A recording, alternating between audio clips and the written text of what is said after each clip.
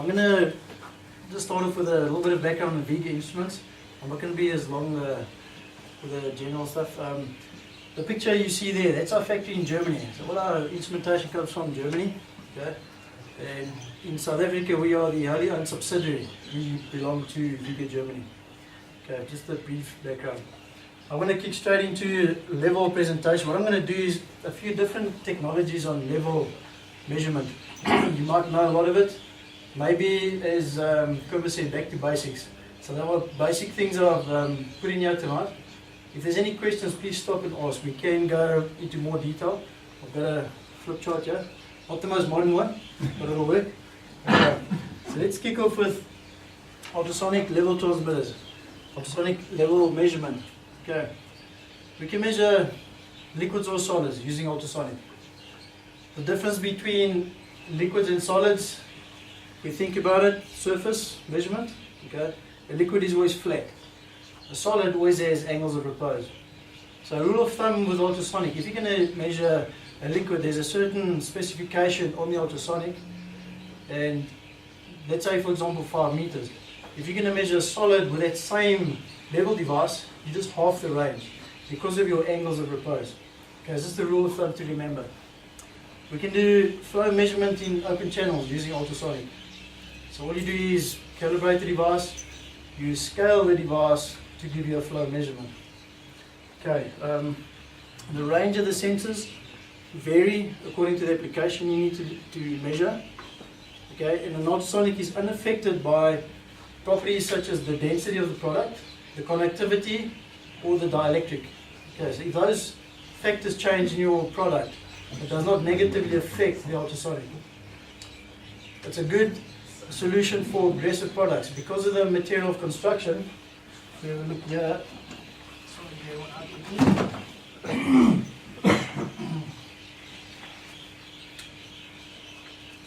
The transducer, the wetted part, it's made of PVDF plastic.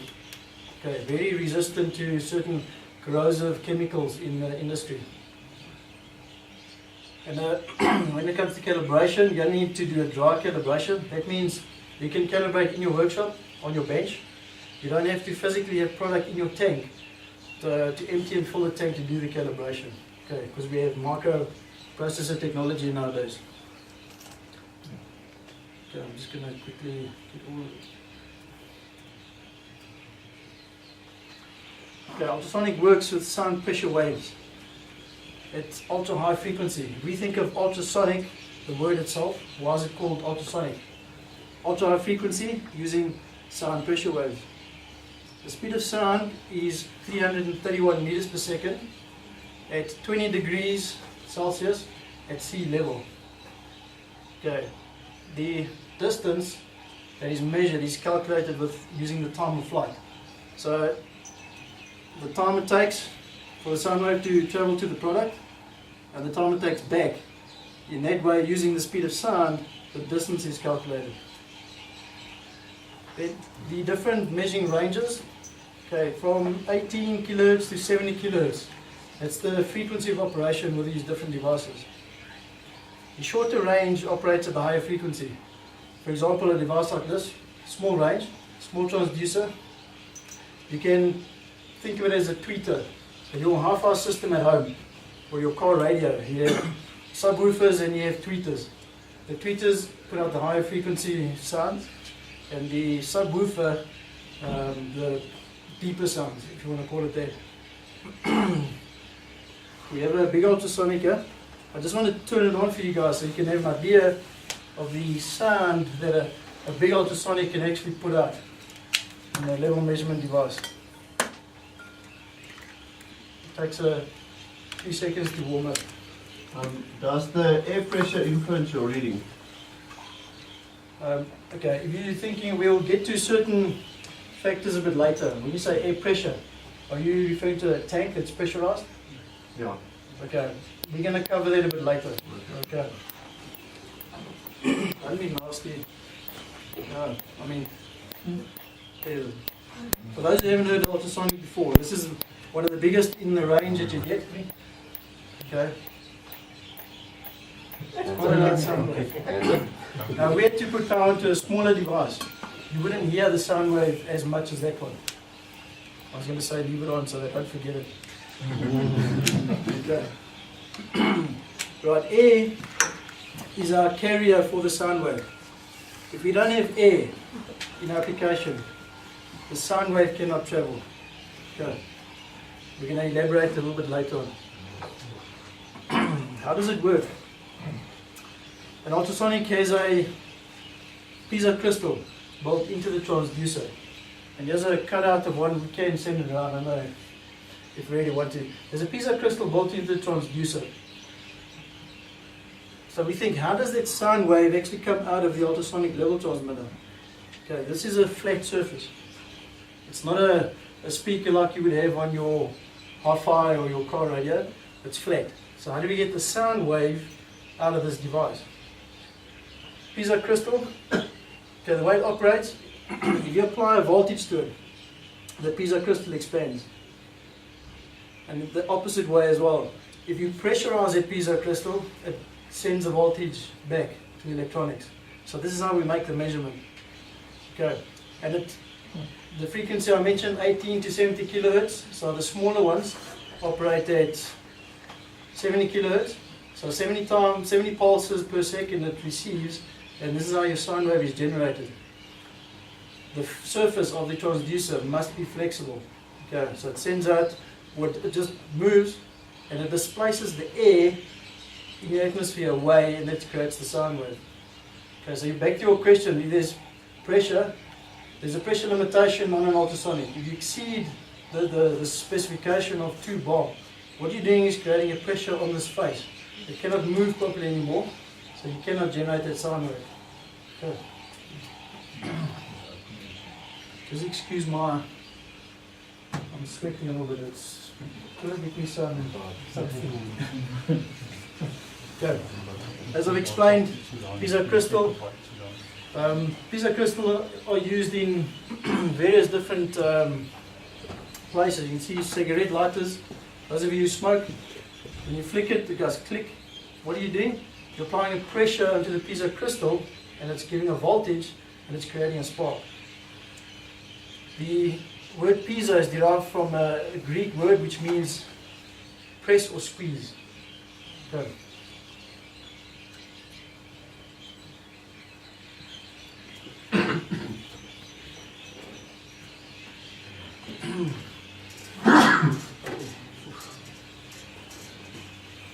Okay.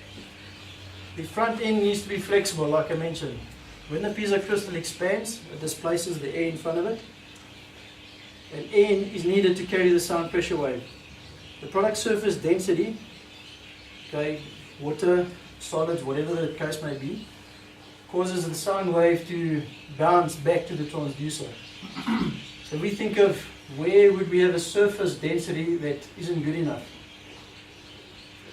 Foam.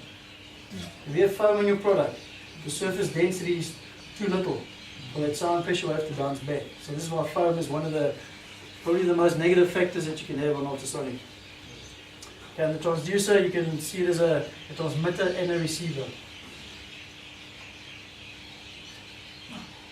Deadband. You guys might have heard of the terminology deadband or blocking distance. Okay, due to the physics, all ultrasonic instruments do have a deadband. Okay, it's there. Whether you like it or not, you can't get rid of it. It can't be changed using software, it can't be reduced. And it ranges from 250 millimeters up to a meter deadband. So what that means is when you are close to your transducer, there's our transducer, that's our maximum level. That page is not working. I werk ultrasonic. I werk. Yeah, we'll try. Let's try the orange one. What's the matter? 3 seconds. Oh, right. Okay. There's our transducer. There's our product level. On the smaller ultrasonics, the deadband is 250 millimeters, which means the product level cannot come closer than 250 millimeters to the device, otherwise you're going to pick up problems. Now through experiments that we found that The 4 to 20 milliamps varies. It can sometimes freeze, okay? It can jump down, jumps upwards, it does different things. So there's no set pattern of what it's going to do, but it will create a problem. So stay out of the deadband. And with the bigger devices, up to 1 meter deadband that you have. Okay. Is Brian next for me? Okay. Okay, we have a shade engineer here. Why is he saying? Ultrasonic has a number of limitations to them. Right, now this list here is not to show you how bad an ultrasonic is. In your plant, you have process conditions, and you need the right instrument for the right application. So let's look at some factors that could negatively influence an ultrasonic level transmitter. Moisture, temperature. Okay, the temperature spec on an ultrasonic, because it's made of plastic, is normally 80 degrees max. Because plastic's melting point, I think, starts at 90. Pressure. Okay, we wanted pressure. We pressurize the transducer, we don't have movement anymore. Foam generation. The foam actually absorbs the sine wave, it's like a sponge. Steam. What happens with steam? We need air to transport the sine wave. If we have steam in the atmosphere, what's going to happen? We're making the air heavier, it's slowing down our sound wave, it may not even reach the product and come back, so we get a loss of echo. So there you might get an error. Just a quick one, you just missed turbulence. Good, sorry. Okay, turbulence. Thank you. Yeah. What is turbulence? If we have an agitated surface, a lot of waves. Okay, and this is, I can explain the angles of repose at the same time. There's a lot of angles here when you have turbulence. So what happens? Your sound wave measures, but because of our angles, the sound wave is deflected away from the transducer. So we're not getting our sound wave back to make the measurement. Okay, vapors. We have vapors and fumes, the same thing. We have chemical products. A lot of vapors in the atmosphere. It dampens the sound wave. You can't make the measurement. Wind. Where does wind affect it? If you're measuring a dam outside your plant maybe and it's a strong windy day, it's capable of blowing that sound wave away so you don't get the echo back. Condensation build-up. Because it's a flat surface, water droplets hanging over here, dampens the movement, can't make the measurement. Vacuum, we said we need air to transport our sound pressure wave, so there's a vacuum, it's not going to work.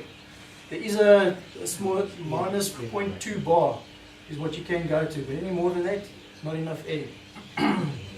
Noise is an interesting one. Sometimes noise will affect it, sometimes it won't. What we found is we have a 70 kilohertz device and there's exterior noise from your plant. What frequency is that noise at versus the ultrasonics? If it's close to the same, it will affect it. If it's very different, you won't have an effect. Okay, so it all depends. Dust buildup, not buildup, dust, same as steam in the atmosphere, slowing down our sound pressure wave. Build up on the device itself, dampening the movement again. Deadband we spoke about. Okay. So like I said, this is not to show you how bad an ultrasonic is, it's just to show you limitations. There's a lot of process conditions that could cause you a lot of maintenance on your ultrasonic. This picture here, okay. There's no problem on the top end. As long as the bottom is clean, it'll work. Okay. As long as the IP rating is okay, there's no hassle. A quick overview. You can see the different size transducers that you get. Okay. The bigger the transducer, the bigger the piezo crystal, the stronger the sound wave is going to be, the further the measuring range can be measured. The deeper level you want to measure, the bigger the sensor gets. That's correct. Okay. So you look at ultrasonic that size, it's got a 250 millimeter transducer, can measure up to 45 meters in liquids. Okay. But look at the size of it.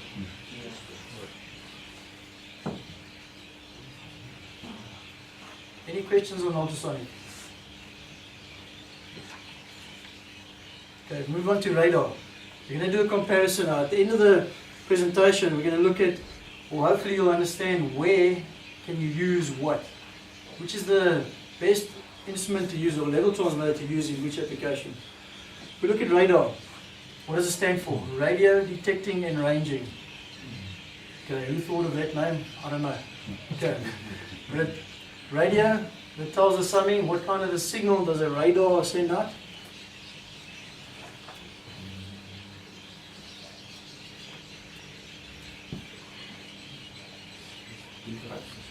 Okay, radar generates an electromagnetic signal. So from your electronics, it generates electromagnetic signal, sends it out to your process, and it also works on time of flight. Sends it out, bounces back, and makes the measurement, or makes the distance measurement. It's also known as a microwave signal. You often hear, I want a microwave level transmitter, so we call it radar. It travels at the speed of light. So we do a comparison now. Sound, 331 meters per second. Light, 300,000 kilometers per second.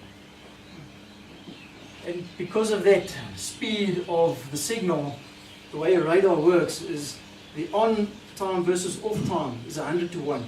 So radar only needs to be on once every 100 times to make a measurement because it's so fast. If that makes sense. Okay, also using time of flight. There's two different frequencies when it comes to radar. You get a 6 gigahertz or a 26 gigahertz. Okay, now why is there two different ones? Right, the lower frequency, the 6 gigahertz, is more applicable to very dirty applications. Even on foam, because of the bandwidth of the signal itself, it makes a big difference to the measurement. The higher frequency radar is used for further measuring ranges. On the low frequency one, maximum 30 meters. On the high frequency one, you get up to 75 meters measuring ranges. And this is on solids. Okay, it's a spec for solids. Because why a spec for solids? Liquid flat, easy to measure. Solids, angles, it's more difficult to measure. So they made the electronics more sensitive. And it's not only Vega, I'm not selling. Okay, I'm not selling. Okay. But they're one of them. So, yeah. They are one of them. Yeah. There's a couple of producers. Okay. Air is not needed to transfer the signal.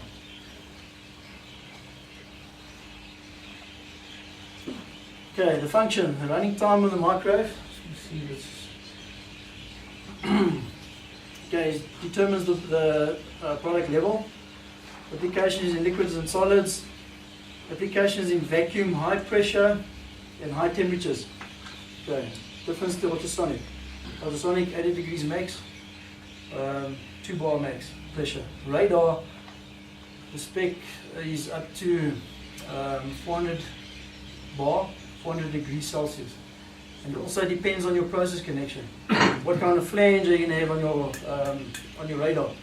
The pound rating differs. Okay, that's your determining factor of what pressure range you can use it in.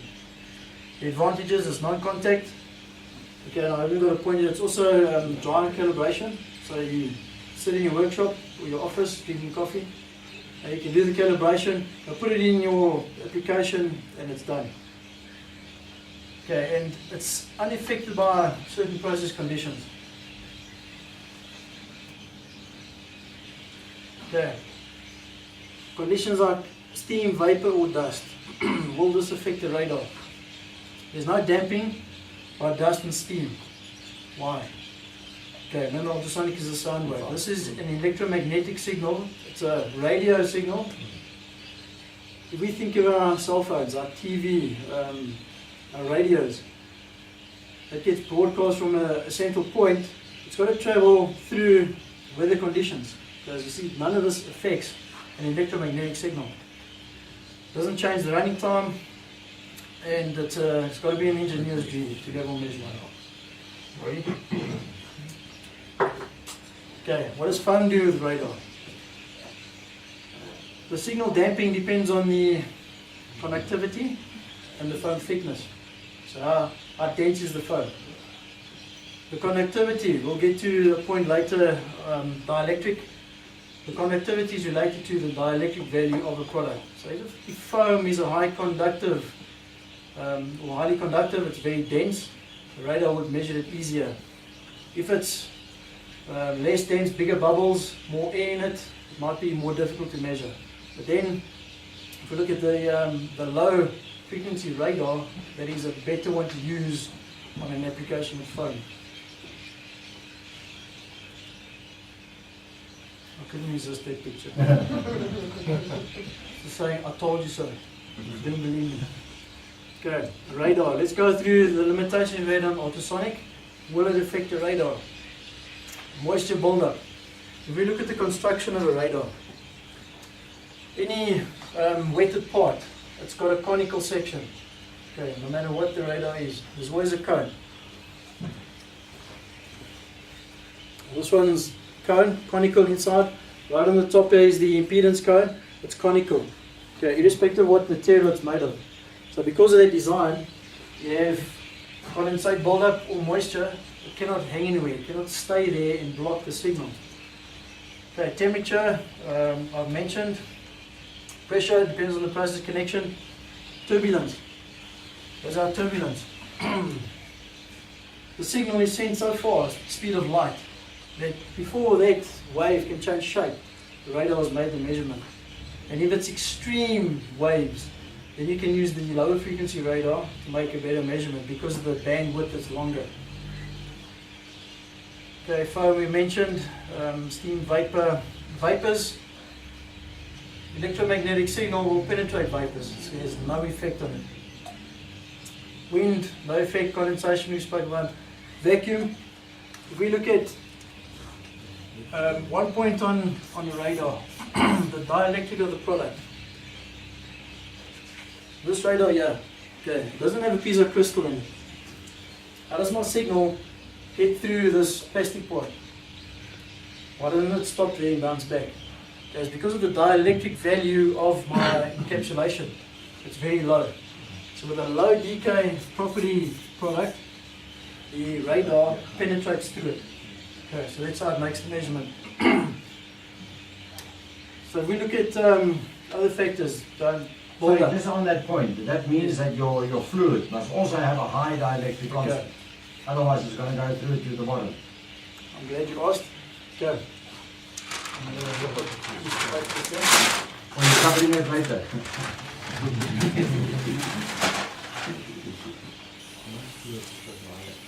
Okay, here's a tank. Here's our product level. We have a radar. Measures happily. What happens is we get an echo of that product level. A certain amount of the signal, because it's a low dielectric property, will travel through and see the bottom of the vessel, if it's a steel vessel. But the software in any supplier, okay, the software is going to look at the strongest echo it sees. So it successfully measures there. But as your level decreases and you're further away from the radar, you're going to get a smaller echo there, okay, and a bigger one there. So there you might pick up problems. But there's software capability to fix it. Okay, so it's not a big issue. It can be filtered out. Yeah. Okay. But it's preferred that you have a high dielectric constant. You don't really have a choice sometimes. Pick the That's right. why I say prefer. Yeah. Pick the right device for your application. Yeah. Just out of interest, with a low decay product, what you'll see, you see monitor your echoes using a laptop or whatever it is. Your echo there is spot on accurate, but the second echo off the bottom of the tank is always further down. It's because the running time changes. So the running time through air, 300,000 kilometers per second, it gets slowed down by your product. Okay, so the echo looks a lot further than what it actually is. Just a point of interest. Sorry, would dust and build-up affect guided wave radars? Okay, let's go back to decay. Boys, on a radar level transmitter, non-contact or guided microwave, think of the dielectric of whatever you've seen. If the build-up is a high dielectric and it's covering your whole antenna system, it's going to block it. If it's a low dielectric property, like a powder or something like it, it will penetrate through. Okay. Okay. Deadband. Does a radar have a deadband? Any guesses? Think, yes, no? Like an ultrasonic, we have a certain deadband. Okay, with radar, there's no deadband. If we look at this encapsulated one, okay, there's a cone built inside here, there's an air gap. So you can flood this thing and it'll make a measurement. The 4 to 20 milliamps will stay maximum and perfect. Okay, with the longer cones, you can flood them.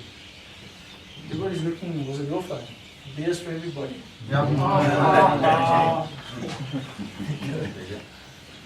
Okay, angles of repose. Like I mentioned, we got more powerful radars that can measure up to 75 meters on solids. So what are the common problems or that you have with the rate? Like what we The biggest one is the dielectric of the product. If it's And the very, very price. low, The price. Start with that and then work it out.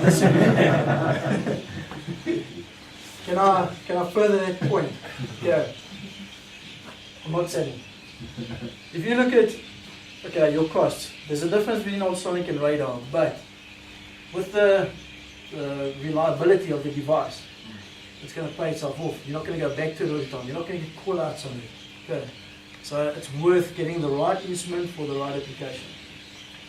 Just an overview, you can see there's many different antenna systems on a radar. Some are liquids, some are solids. Okay, it depends on the range you want to measure. If we take this device here, it's a stainless steel cone. The longer the cone, the further the measuring range I can achieve. So if I'm going to draw here. We have a long cone. The cone is there to focus my beam. So the more I can focus my beam, the more concentrated the signal will be, the further I can measure. If I have a short cone, like that for example, and my electronics is capable of 30 meters, but because I have a small cone like that, I can only measure 10 meters. So I can change cones, put a bigger cone on, with the same electronics I can now achieve 30 meters. Okay, so some of the devices, their cones are interchangeable.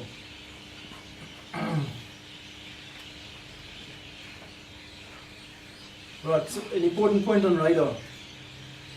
Every radar has a polarization. Now there's markings on the either flange or hexagon, there's drilled marks. What is polarization? The signal that comes out of the cone is not round, while the cone is round. It's oval shaped. So we have an oval shaped signal, and by orientating the radar during my installation, I can eliminate interference, false echoes. If you're very close to the side of a vessel, just polarize it properly, you're going to eliminate a lot of interference. It's very small, but it has a huge effect on the reliability of the instrument. Okay, just again an overview, the liquids and solids. Some devices, they have different electronics. They look the same on the outside. One is for liquids, the other one might be for solids. So just recognition, getting the right instrument. Okay, and those are the low frequency radars, different shape. Okay. Any questions on radar? All happy? Okay, let's go to guided microwave. Okay, a guided microwave is, another word is radar on a rope. Okay, it's also a radar signal. It has a cable or a rod, and it sends a signal down to the product and uses the cable as a guide. That's all it is. So instead of a cone now, we have a cable that guides our signal. And that signal diameter stays the same all the way down the cable. There's no beam angles and things like that.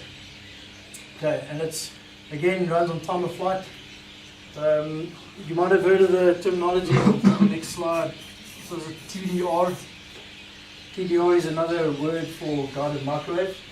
It stands for time domain reflectometry. Very fancy word. Okay, what is it saying? It works on time of flight and it reflects off the product surface and makes the measurement.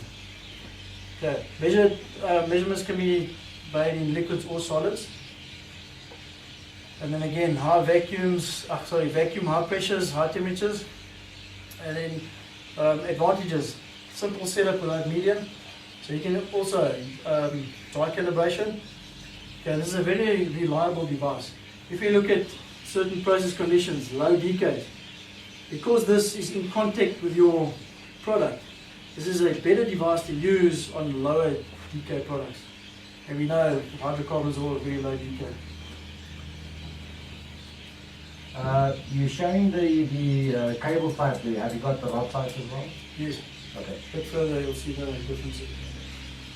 As you can see, the signal travels from the electronics, reflects off the product surface, makes the measurement. Also, speed of light.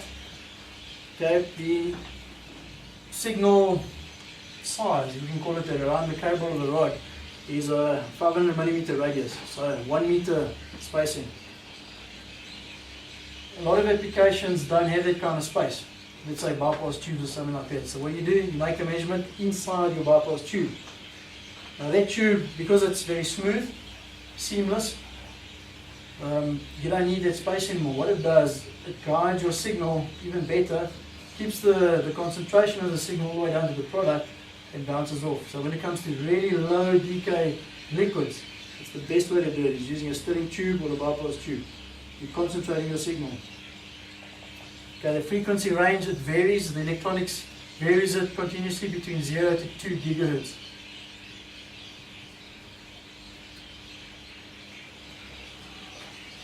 Okay, overview. There's a wide spectrum. Where do you use what? High temperature version, 2 standard version. You can see the mounting bosses vary in size.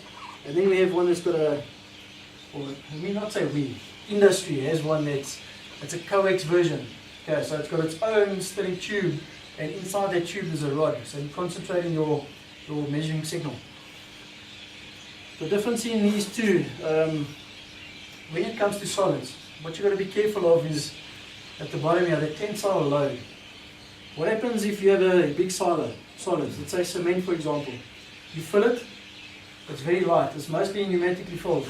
What happens overnight? The product goes and settles.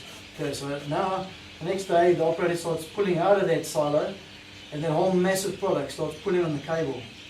So this is why there's different mounting bar sizes. Depending on the length you want to use will depend on which device you're going to use. You need the strength. And on that as well, the instrument is tough as nails, but be careful of your silo roof or your beams. I've seen they can collapse. Okay. Coming back to that silo, filling it up, you're sitting with a cone form there. Yes. How do you measure it then? Okay. You haven't got a flat surface at that stage. Look, with this device, it doesn't matter because it's in contact with the product. It doesn't care about angles of the product because it's the diameter is a meter, half a meter. It follows that profile all the way down. So it's got a very small footprint on the product. Okay. With a non-contact device, the further you go, the bigger the footprint becomes. So if you have, let's look at page. If you have this, a non-contact device, you have a bigger footprint. Okay, so from there to there. What the software does, it averages. Now get your average there. Now a guided radar, it's got a much smaller footprint. Okay, so it doesn't really worry about angles. Okay. But it doesn't give you an average.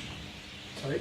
It doesn't give you an average. This one gives you a better average over a wider distance. Yeah, it While depends. this one gives you an average over a smaller Depends distance. on what you want to do. Yeah. Some applications or some engineers like the average because they want to see a bigger area. You don't have the profiling type who scans the whole lot and then... No. Okay. They can put 5 in for you. You will. Otherwise you're compensating in your program for volume Correct, yeah. profile. Okay, just on that word volume, when it comes to solids, okay, I'll show you when we get asked, can we do a volumetric indication using non-contact, whether it's ultrasonic radar or whatever it is. Liquids, it's easier. Because liquid's flat, you put in the dimensions of the vessel into the software, doing your calibration, easy. With solids, where's your average? You're missing that part, you're missing this part. So we've had cases where the volumetric indication is compared to load cells. Okay, it's impossible. So if you want to do volumetric or tonnage, don't expect a good accuracy. And that's any device on the market. Okay. Now the other thing is rocks. And if you have Yeah. a profile of rocks, That's right, yeah. you sit with a Okay, but something major interesting, problem. something interesting on rocks. Let's compare rocks, okay, big surface area.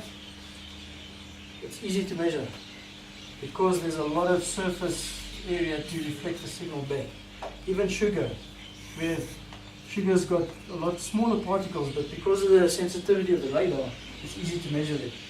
We've done experiments, smooth table, lose the signal. Throw sugar on the table, picks it up. The Okay. reflection. Yeah. Shows you sugar is good for you. Okay. Guided radar, some tips. A reflection plate should be used if you have an open vessel. Right, what happens is the signal gets sent down the rod, reflects off, and comes back. If you don't have a reflection plate on the top, the signal envelopes the electronics and it interferes with it. Right, so it's installation tips. Even non-contact radar. If you put it's installed on a vessel, if you put a steel cover over this, it's going to interfere with electronics. Because the signal, unless it has a steel plate here, if it's a plastic vessel and you cover it with steel, the signal comes back, envelopes the housing, and it creates false echoes and signal interferences and all that.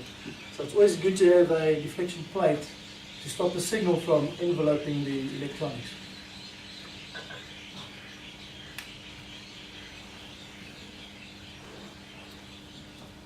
Okay, showing the same thing. Okay, dead zones on a guided microwave. The guided microwave has a crimped piece. So where the rod or the cable is joined onto your mounting boss, there's a piece of crimped steel or tube. Now this is a deadband because you're going to get some reflection of this. Deadband is just below that. If you have a cable version, the deadband is on the top of the weight. Okay, because you're going to see an echo there, so you don't want to measure in those areas. With the rod version, you can go right to the bottom of the rod. Okay, interface measurement. It is possible with a guided microwave, but there's certain limitations. Okay, the decay must be known. So your top product, if you remember, I said earlier, what happens running time through air, no effect. If it hits a different product with a higher decay value than air, the signal slows down. So we're going to see an echo further down. So to compensate for that, we need to know the decay value of this and input it into the device. So it compensates, you can have a more accurate measurement. So that's where you can use it for interface levels as well. That's right. You measure the first one, you measure the second one, you get the time difference between the two, you can get to your interface level. That's it. So you can measure that surface and the second surface. But the decay factor has to be 10 to 1 between the two at least. Otherwise the instrument won't differentiate between the two. And the other point here as well, the minimum layer thickness 100 millimeters. Otherwise you get two echoes too close to each other, they combine. The instrument doesn't know the difference. Okay, any questions on guided microwave? Am I okay with time? Looks okay so far. Okay, move on to capacitance. Capacitance is quite interesting.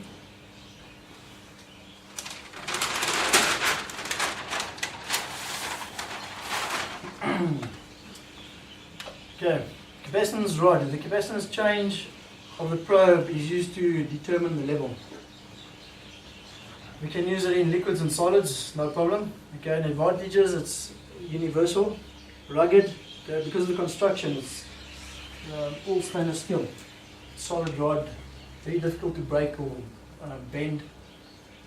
Okay, and the only, let's say, negative, if you want to call it that, the capacitance probe must be calibrated with product while it's in the vessel.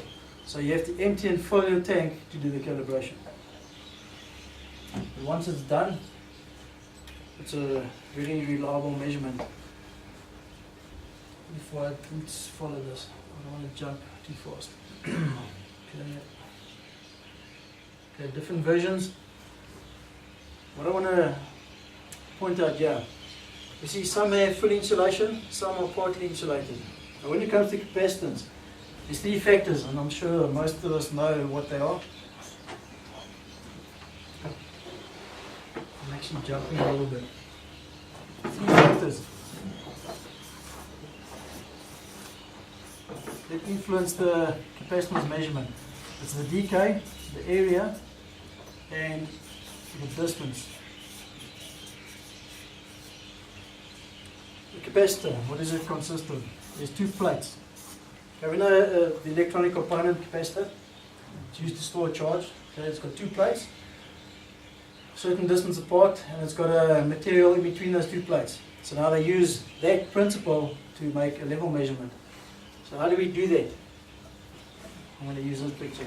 Okay, the dielectric, we're going to take these three factors and now put them into a level application.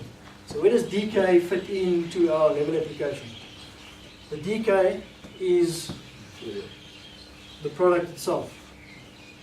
The area... That's the material between your two plates. Correct. So where's our two plates? There's a plate and there's a plate. Okay. The area relates to the length of the probe. So the longer the probe, the bigger the area. The distance is between the two plates.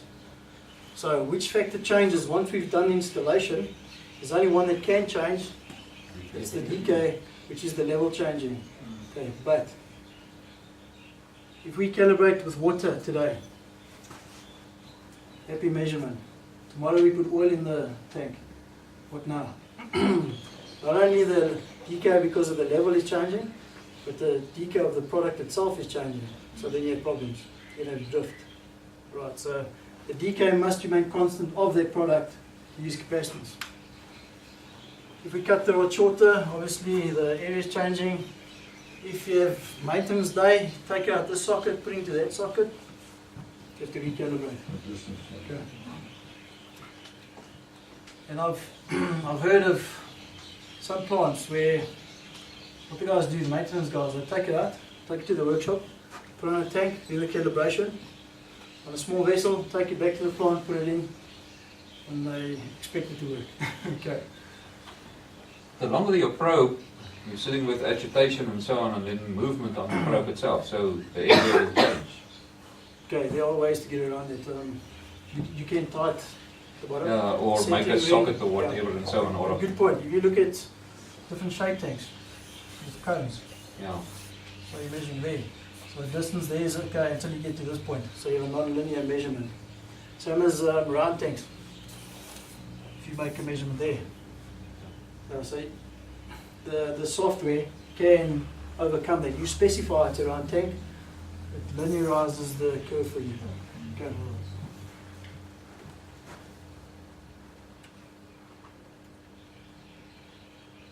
Okay, this is just a recap. Plate area, distance between plates, and the dielectric. What happens if we have build-up on a capacitance probe? Okay, we see on top we have admittance measurement. So what changes here if you have build-up? The decay of the system is changing. Clean probe, once we fill it and empty it, there's some residue left behind. It's going to drift. You're not going to get the same reading. It's not repeatable. So the admittance probe overcomes this. If we look at this graph here, the bottom is our level percentage. There's our milliamp output. We filled the vessel. The probe was clean, nice and linear. Now we empty the vessel. Go with the capacitance probe. It only detects the change once some of the residue runs off. So it's going to stay at a high output until it cleans itself. Now with admittance, what we have is a compensation. The red line coming down.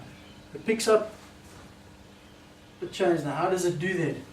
It measures capacitance and resistance of the system.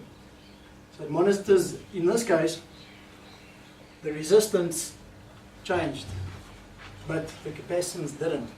So the electronics detects that and compensates, and we have a linear measurement up and down. Okay. Capacitance okay? Any questions? Just a question. You're sitting with stainless steel probe and you're putting it into a PVC tank. Okay, next play. Get out.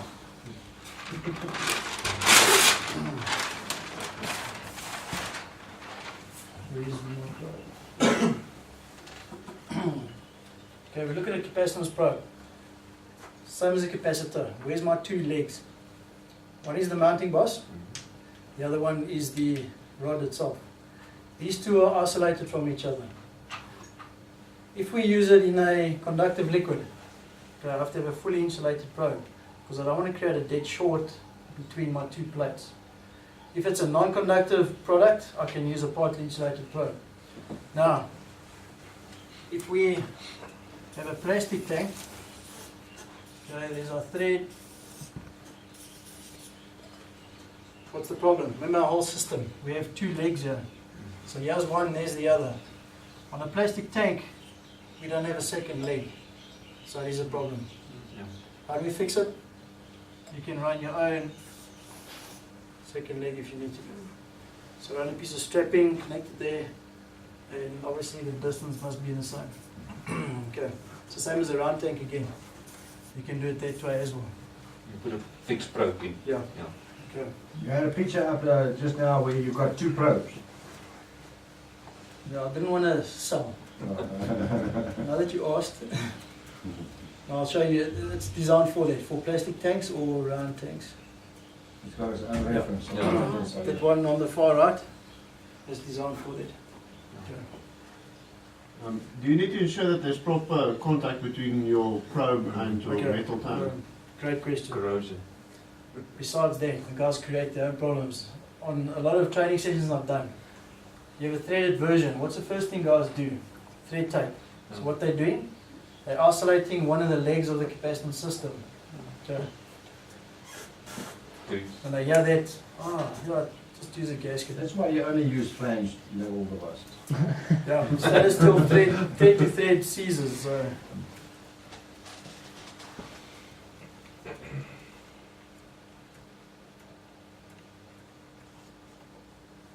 Okay.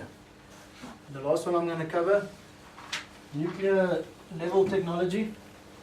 This is everyone's favorite, isn't it? You will tell us the disadvantages and all the legalities. There's no disadvantages. Come on.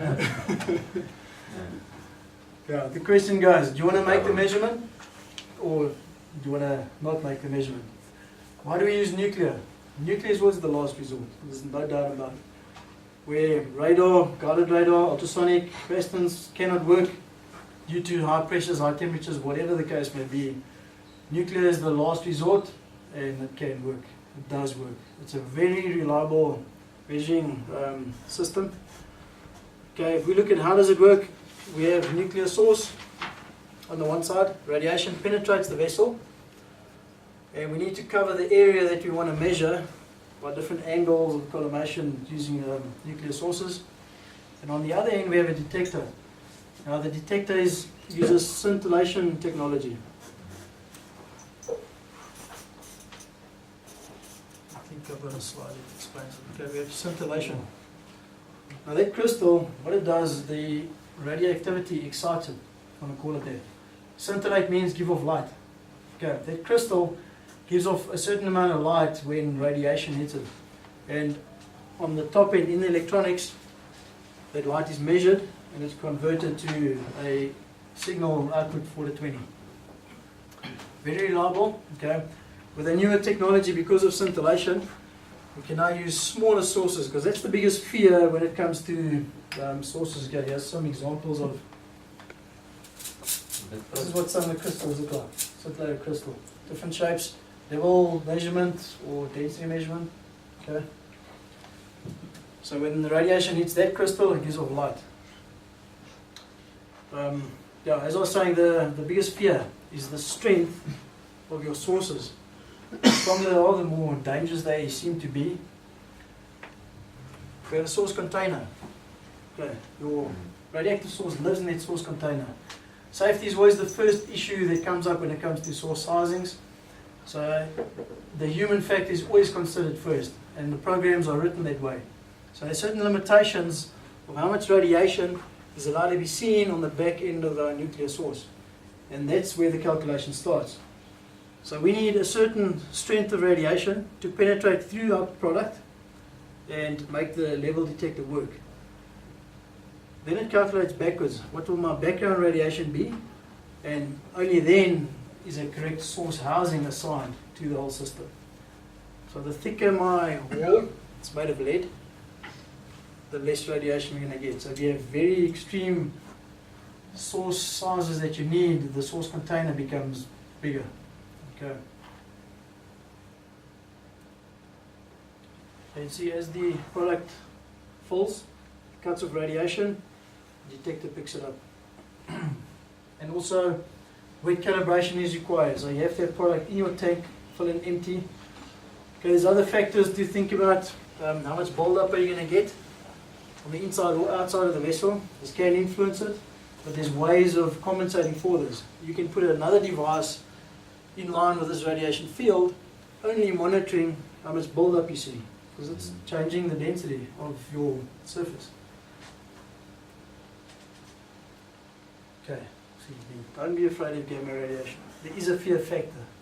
I think it's more the legalities around it and the paperwork that goes with it.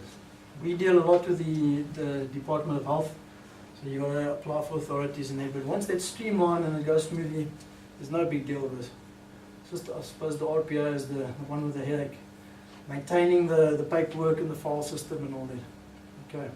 Advantages. Okay. Smaller source sizes, now with the newer technology, and it's non-intrusive to your product.